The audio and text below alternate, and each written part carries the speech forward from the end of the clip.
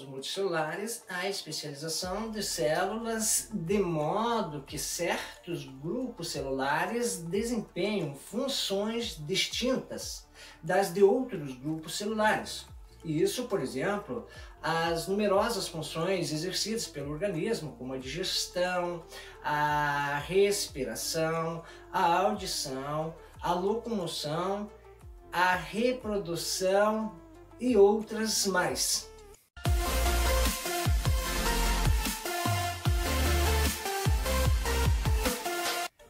Considerando regra geral, até porque a gente diz regra porque em biologia não cabe muito dizer lei, porque a lei cabe muito bem para física, para matemática, mas para biologia é considerado regra. Então, considerando a regra geral, os organismos multicelulares originam-se de uma única célula, ovo ou zigoto, né? Que seria a mesma coisa.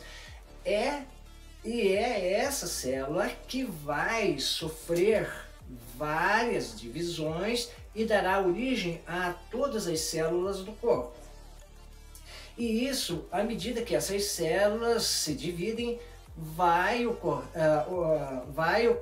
ocorrer também o processo de diferenciação celular, no caso, e consequentemente ocorrerá a especialização para execuções mais específicas.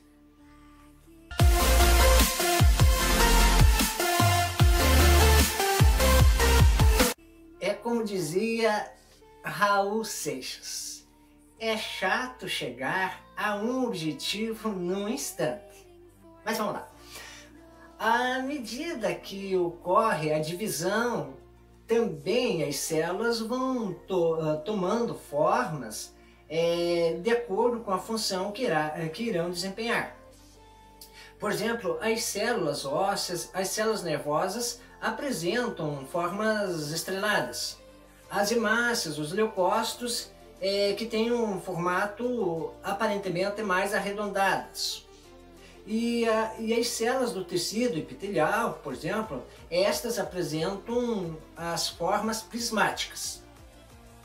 E o agrupamento ou conjunto de células que atuam de forma integrada no desempenho de determinadas funções, estas células vão formar o tecido nervoso, o tecido epitelial, o tecido digestivo, o tecido de qualquer órgão, de formação de qualquer órgão do nosso organismo.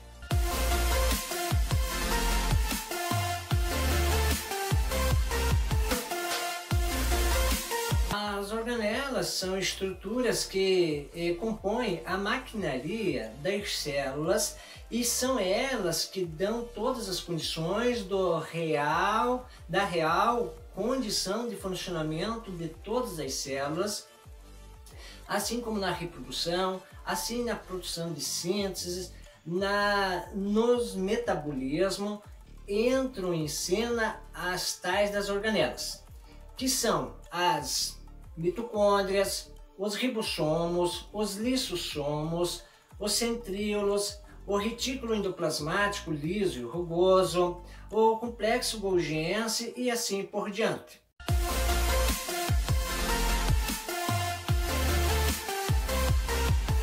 As funções das organelas, ela ocorre da seguinte forma.